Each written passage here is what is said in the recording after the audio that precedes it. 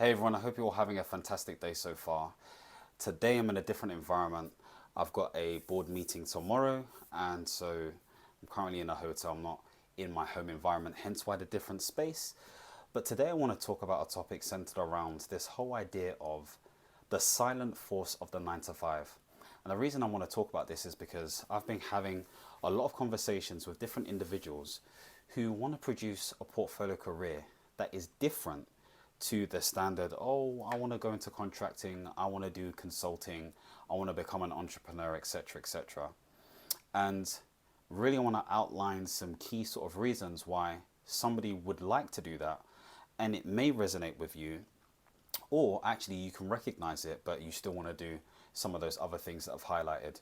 So I've got my notes as per usual, but of course, as I've said before in the past, there is this growing desire to start to want to create your career. And this is all centered around this whole idea of a portfolio career. And of course, between 2025 to 2030, it's recognized that roughly 50% of individuals within the UK who are working are more likely going to pursue or have some level of portfolio career. So that could look like, multiple jobs, an extra job, a side hustle alongside what you're doing, etc., etc. But it's not just being sort of unidirectional, it's being multi-directional, so to speak. Now that sounds a bit daunting because it's almost like, why would you want to do so many things at so many times? But what is encouraging this behavior is the conditions of the market. And the market is telling people, some people at least anyway, that their 9 to 5 isn't enough. Now this isn't always the case, because really and truly, how do you define enough? This really comes down to your spending habits, this comes down to your lifestyle, this comes down to who you want to become, all of these different things. So yes, the system has an effect, but of course, depending on how you think about the world and everything else, will determine what sort of direction that you go down. Hence why I focus on portfolio careers as opposed to just contracting and consulting, or 9 to 5 or entrepreneurship, whatever it may be, because we have that choice. So the first thing I want to say is that there is this whole idea of psychological safety and predictability. So obviously this whole idea of the permanent 9 to 5 came into play when I think it was the finance sector back in the early 1900s wanted to find incentives and ways for individuals to stay within a company. And so there was this whole sort of like career development, career journey sort of like program or process in order to encourage these individuals to do that. And so, we move on 100 plus years later, we're in this space now where the 9 to 5 is deemed as secure, safe, predictable. I know what I'm getting each month, etc., etc. I have my holiday, whether that's 28 to 32, days. So all of this stuff is wrapped in terms of this whole sort of like package of security, stability, etc., etc. And of course, it means that you can better plan. You can better plan. You can be in a position when you know exactly what you want, how you're going to do it, based on knowing that you're going to get X income, from your job, etc., etc. In addition to that, there's also this whole idea of, I don't know how to explain it. Like, it allows you to check out and create a certain level of boundaries. Now, of course, some people may say, well, my 9 to 5 isn't like that. It's very demanding and there's a lot to do and I'm stretched. The conditions have definitely created that for many people right now. But I guess the downsides that we don't always hear about entrepreneurship is that you're always on the go. There's always something to do. So with that in mind, with some elements of a 9 to 5, you can at least create that boundary knowing you're doing your 37.5 hours to potentially 50 hours a week, whatever it looks like for you. Obviously, there are some professions that are doing 60, 70 hours, which obviously is not healthy, but that's the setup that they're in. So yeah, that's the first thing. The second thing is centered around systemic design and cultural conditioning. So, and again, if I look to the side, I just want to make sure I'm still recording because I can't see nothing right now. I don't have my usual setup. So really what that means is that based on some of the elements that I spoke about before, the system has designed us to basically prepare for work per se, not for life, but for work. And when talking about the system, I'm talking about essentially the policies, the regulations, the culture has defined, the way we work. And it says that in order for you to be a productive individual, you contribute towards the state or you contribute towards society in some way, shape, or form, and it doesn't prepare you for that sort of like more out of bounds, outside the box thinking, entrepreneurial sort of like vibe that, going down the whole business route may take you.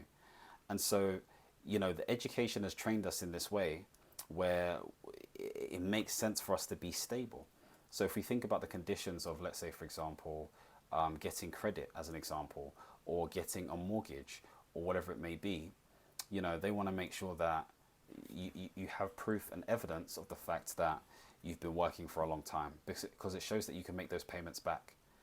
But it almost deems that if you don't do that sort of stuff, then you're not reliable. There is risk. There's perceived risk. So you're seen as somebody who is less risky in that way. You're taking the safe route. You've done things properly. Okay, so it's more of a conservative approach that's been taken. And so being employed is seen as contributing to society. This is why we have rewards for our pension, or having some level of national insurance contributions or income tax or whatever it may be, that shows that you've been working within this country and you get rewarded for that. So there is something to be said about being rewarded, where you get benefits down the long term. The third thing is centered around perks and privileges. So when thinking about this, privileges include, so if I think about obviously doing contracting and consulting, I have to, obviously when I take time off like I'm doing right now, it means that I don't get paid for that. I'm paid by the day or whatever it may be. Whereas if you are, a permanent 9 to 5'er, you'll have a set allocation of days, and you can even buy sort of like holidays and stuff. But it's an agreement that you agree to based on your, contract. Other perks may include things like health insurance. What else is there? Pension contributions, perks with medical care and GPs, and all of this kind of stuff that come to play. And I guess the other thing is that, and this is something that I've benefited from when I was doing a 9 to 5, is that there is, and you would hope at least, good training and development. Okay, so there are certain levies that are available. I think it's a 5% levy that's available for organizations to contribute towards the workforce. So all really important and key stuff if you get those opportunities, if they're open up for you, if you have the organization that has the right level of benefits and stuff. Whereas, of course, if you're independent, you're going to have to set up these benefits yourself. And, of course, you could argue there are pros and cons, but at least you don't have to think about it, provided you find the right workplace. So this is all relative to finding the right place. And this is why I say it's a silent force that you don't really hear people talk to, because everything else is branded as well. The fourth thing I want to talk to is identity and social belonging. Now, of course, these are some reasons. This won't relate to everybody. But there's this whole idea of, again, this professional identity and belonging to a community. What do I mean by that? A lot of people define themselves by what they do. Okay, I know I've done that for many years, and to some degree I still kind of do that by saying, oh, I'm a program management consultant X, Y, and Z, but of course this is within a self-employment capacity. There are some people who are working for high-end organizations, creative organizations, that work in tech, this and that. And so, think about people who work in tech. You may imagine a certain archetype. Maybe they got a good fashion sense. They're a confident nerd, whatever it may be. There is this certain vibe that comes with it, and there's an archetypal identity that's attached to that gives you a sense of meaning potentially, whether you subscribe to that notion or not. The point being made is that this in it, sort of like identity and individualistic sort of like identity that's set up with that creates an association and a personal brand that enables you to potentially get more opportunities and allow you to contribute to climbing the ladder, so to speak, and opening up doors. So the fact that you could do that means that there is a more of a structured approach towards how you plan for career development, career transitions, whether that's looking for a new job or whether that is specifically going for a promotion. There's a way you do it. CVs, supporting statements, negotiating, talking to the right individuals, developing key skills, being able to articulate your value. Of course, you can do these things within a self-employed capacity and entrepreneurship, but it's slightly different. It's a bit more haphazard. It may be wilder per se. I would say it's the same skills, but it's not as structured and deemed in the same sort of light. So that's something else to note as well. The fifth thing is centered around risk aversion and life circumstances. So with this in mind, like, not everybody wants to be a founder of a business. Not everybody wants to build a business. Not everybody wants to be in that sort of like space. And so this is where the term entrepreneurship has come into play, where you just go above and beyond for that organization, and you just become an A player, you know, somebody who can really provide value and can demonstrate their provided value through evidence, really. And that's the whole point, because that evidence needs to be transferred into other places where you might want to work. Now, in terms of like, when it comes to your family and all that kind of stuff there, again, it allows you to develop this level of energy and time management, of course, within reason, depending on what you're doing, but it means you can better plan for, future family. You know, maybe you want to have a child or whatever it may be, and so you can better plan for that stuff. And maybe you have dependents that you need to look after, or, there are all these different things that come into play. And there's also something to be said around the fact that, you know, rather than blurring sort of like home life and, even though that's contentious, to be fair, and work life and leisure and all this kind of stuff there, work is work. But I think this has become more of a thing if you go into work as opposed to just working from home, because I have found, at least before, 4 or 5 years ago, when I was doing a permanent 9 to 5, that the lines were blurred a little bit. So yeah, that's just something to know. I'm just going to check if it's still recording. Okay, we're still recording. The sick thing that I want to say is that there is this, you could argue, okay, and this is not necessarily the case, but that you could argue there is this myth of entrepreneurial freedom, and this idea that actually entrepreneurship is glamorized and it's sexy and it's the only answer.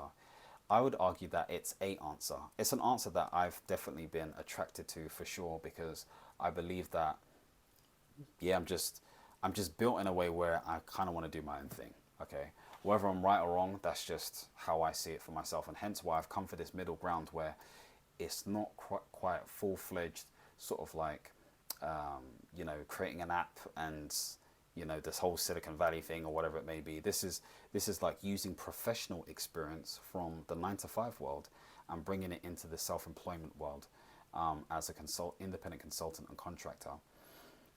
But not everyone's going to be free. That's the reality. Obviously some of you have seen the Gary Stevenson and Daniel Priestley debate on Diary of a CEO, and so that will give you an idea in terms of what that may look like in terms of views. But the point being made is that 95% of people are going to fail within the whole entrepreneurship space. And yes, they say it's never been easier before, but what they're really saying is access is easier to start up a business, but succeeding, you could argue there is more competition to succeed.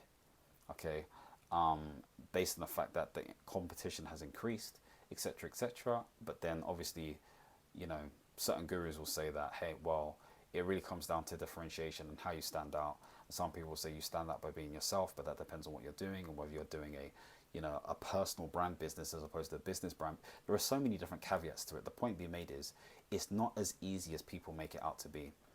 And so that is something to bear in mind. And so people settle for employment, which is perfectly fine. And so what ends up happening is that these people who settle for employment for years, who end up investing in the property or investing in the S&P 500 as an example, or investing in a cash ISA, or just saving, or just being studious, okay, they may end up doing the entrepreneurship later on because they've actually spent the time to really solidify themselves, 10, 15, 20, 25 years, 30 years of solid experience. And they're just like, yeah, why not? And it just becomes easier because they've built up the networks, the frameworks, all of that kind of stuff there. So they may do it, or they may not. They may just sit on the stuff that they've built over years, whether it's their pension or some of the other stuff that I mentioned before. Of course, as we know already, the hustle never ends, okay? You could argue that with a 9 to 5, but also with entrepreneurship, the hustle never ends. There's always something to do. And so, yes, you can set yourself up so it doesn't feel that way, but that takes time. Like a lot of these really successful people online, either you can't see what they're doing behind the scenes, or they've just put in mad amounts of work, or they're still doing all of that stuff. You just don't know. It's very hard to validate and verify and really understand what they're doing. That's why you can't always take it for face value. They can inspire you, they can give you sort of like steers, but ultimately you have to be sensible and use principle, not principle thinking, first principles to determine what makes sense for you.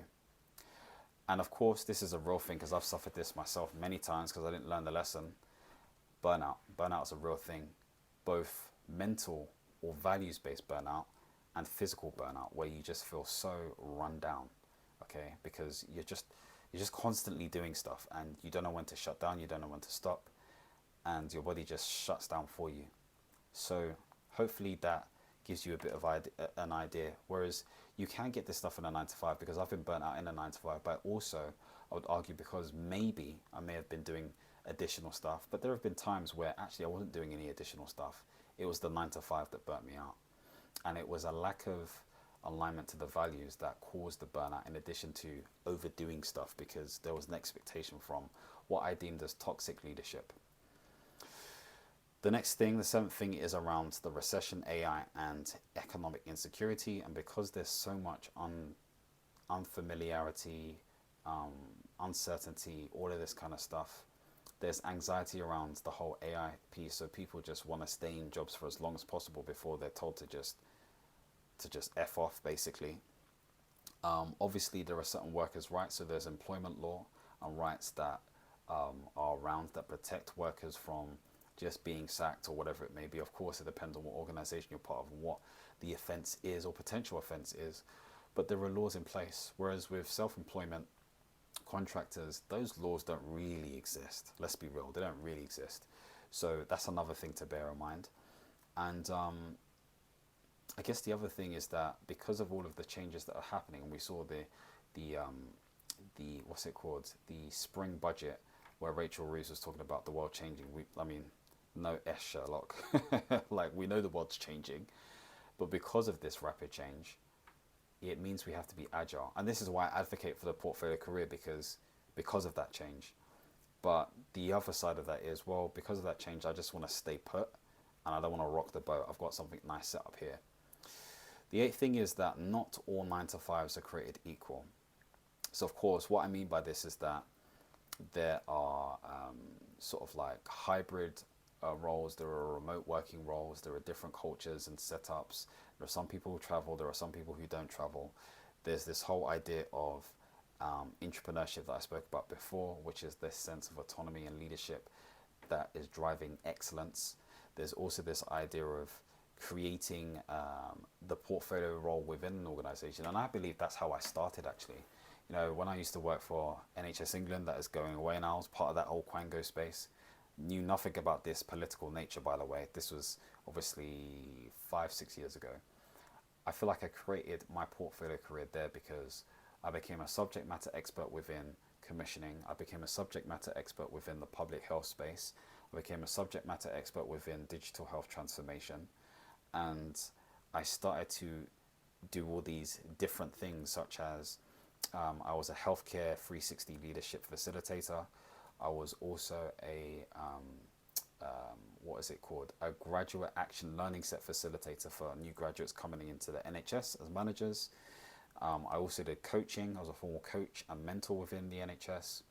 I did the odd sort of like talk here and there. There's a whole bunch of stuff that I did that really gave me that understanding of how to run and manage projects with the knowledge of commissioning and digital transformation, but also knowing how to work with people from a facilitative coaching and mentoring standpoint and leadership standpoint. So some unique soft and hard skills that I developed all through this idea of a portfolio career.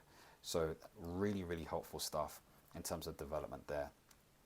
The ninth thing is the idea that employment's backbone role. So what does this really mean?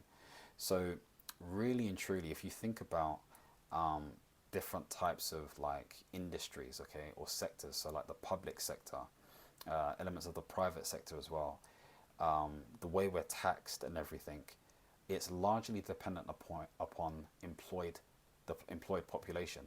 And so obviously the UK talking about, you know, the working people, they need to be very clear about what they mean. But for me, it's anyone who is taxed, income tax, national insurance, all of that kind of stuff there.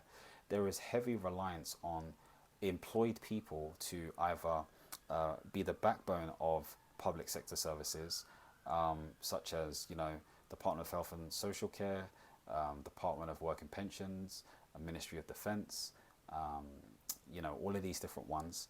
And then private sectors rely on these individuals as well to run, whether this is for the state or not. But also taxation. Okay, if we think about Rachel Reeves' fiscal rules in terms of, ensuring that we reduce debt, expenditure is based on, at least from her standpoint, is what she's trying to achieve, on tax revenue, i.e. taxing the likes of you and me. So there is a dependency on the country to do well to a degree, even though that's a bit of a, I don't know how real that really is, if I'm honest with you. And the reason I say that is because, the way the economics works in certain countries is slightly different. And I kind of want to find this example. There was a guy called Gordon Holding, who messaged me 11 hours ago, I want to say, or even a day ago. And he basically said I should check out something called modern monetary theory. And the whole idea, around that is the fact that if you have a country that has a currency that is native to that country, then really debt doesn't exist, because it can keep on creating money. So if they can keep on creating money, then the question is, why are they taxing people the way they're taxing people? Because it helps to manage inflation and stuff. And so these things have been devised to manage inflation and to ensure that actually how the country grows in terms of wealth is through the workforce, is through some of this different stuff. So it's by design, you could argue. It's definitely by design. So that's something to bear in mind. And the other thing I want to say is that the future of employment kind of stems from the fact that it will adapt. And I'm betting on the fact it's adapting through the portfolio career. This is why I keep on talking about it. AI is making sure that it's going to adapt. Okay, the changes, the socioeconomic and geopolitical changes in the world are making sure it's going to adapt. Certain forums or groups are making sure that it will adapt. Technology is making, everything is pushing towards adaptation. So we're seeing things like hybrid roles, micro entrepreneurship within firms. So this is consulting and contracting, side hustles, and job security blending in with flexibility. So the 9 to 5 will be redefined in many different ways. And so with all of that in mind, there's still going to be a need and desire for certainty, structure, and community. That still needs to be embedded. And so the different types of skills we're going to have to learn may be more entrepreneurial by nature. And we have to learn how to manage our money better, our insurances better, our taxes better, our outputs better, our deliverables better.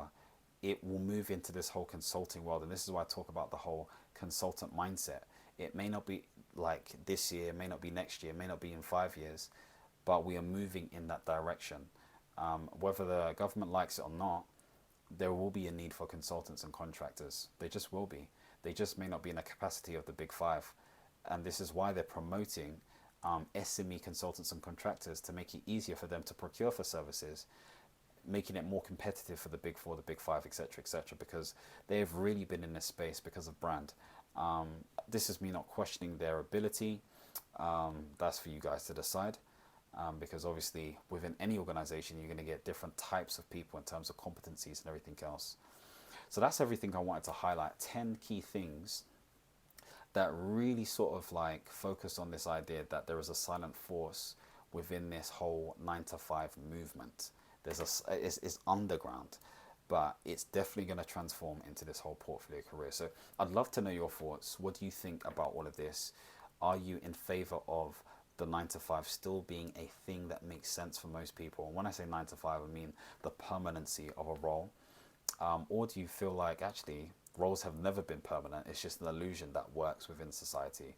What are your thoughts? I'd love to know below. Of course, if you want to stay updated with things like this, I have a weekly newsletter talking about these very topics for you to better understand how you can adopt the consultant mindset and be in a space where you can create your career through the portfolio career. If you want to see more videos centered around portfolio careers, life management, soft economics, all this kind of stuff there, then don't forget to subscribe and hit the notification bell. And as always, my friends, understand, reach, and expand. Peace.